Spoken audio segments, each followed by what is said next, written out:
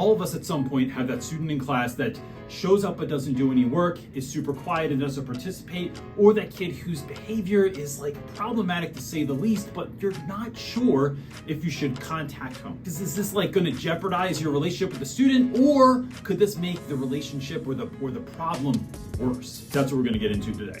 Let's go. It's a great question. It's something I've asked myself a lot. One, I think the first idea here is, what is your goal? In the past, anytime I've called home with the goal of getting a kid in trouble, having a parent feel my pain, or just like reporting. I'm just here to let you know that your student wouldn't stop talking during the test today.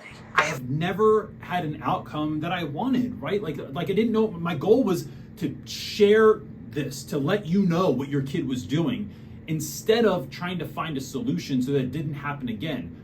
Oftentimes those phone calls end up in kids that show up angrier the next day, parents that are pissed off, or parents that turn it and get mad at you instead. So I shifted my goals, and instead I call home and I let folks know, like, here's a behavior that I'm seeing in class that's not leading to your kid being successful. And I'm curious if you've seen this before, and if so, what helps? Or is there maybe anything going on that I should know about, like they're having trouble with a best friend at school or struggling with another class? On that one, you want to really be careful to tread gently. I'm not looking for intel on home lives or accusing parents of having anything like difficult going on at home. I'm simply looking for, like, is there an educational reason as to why this may be happening? I'm also wanting parents to just be aware, right? As a parent, I want to know the things that are happening in school. I want to know if my kid's having a hard time, if they're getting picked on, if they're getting bullied, if they're having trouble with something, if they're not doing work. I want to know. And so I let parents know, look, if this is my kid, I'd want to have a phone call home. So I'm giving you that respect of kind of calling home and letting you be in the know. Second thing here is sometimes phone calls don't always work. Sometimes phone calls lead to really, really, really long phone calls that don't necessarily get to an answer. Sometimes those are warranted and they're fine. Other times I want to find, is there a better way for me to communicate and keep up with a parent? Maybe after a phone call, parents want to be in the know. And so there's a number of ways that I do that. One of them is using a tracker. I use a weekly tracker. I've talked about this before. I'm going to leave a link in the description below if you want to have that for free. All we do is ask for email address so we know that you're not a bot. That tracker allows students to write down what they learned this week, if they liked it or not, their current grade, and any assignments that they are missing this week. So parents have a very clear indicator every single week of what is happening in class and where their student is. You could also do this by just drawing their attention, parents, guardians' attention to something like your Schoology, your Google Classroom, your whatever it is that you use to both post online assignments and grades, and for them to see what is being posted, like what is the homework, what was the classwork this week, so parents can have a place to go to so they don't have to trust their kid's memory. One of the limitations of this is that parents don't have access, or they haven't figured out how to get on, or they haven't downloaded the app. With parent-teacher conferences coming up, this is one of the things that I use that time in parent-teacher conferences to do.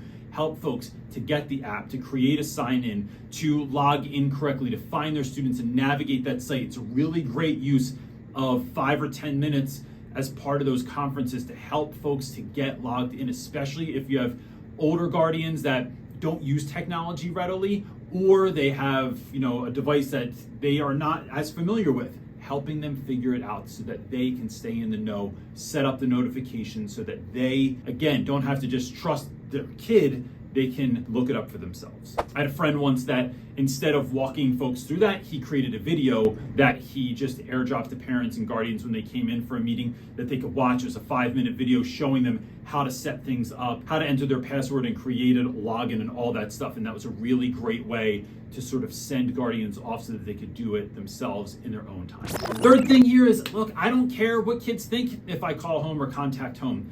My goal is your success. My goal is not for you to like me. And I think that when you have a strong connection with kids need to know that when you have a strong connection with anyone, they're willing to call you on your stuff, and they're willing to do whatever is necessary to help you find success.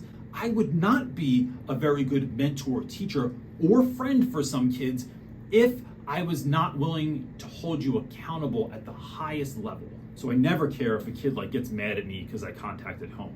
care too much about you to care about that. And the fourth thing, this is really worth mentioning, I hope you never have to deal with this, but if you have a student that you suspect is getting either verbally or especially physically abused at home because you called home, because a poor grade went home, because a conference didn't go the way that you thought it was going to be.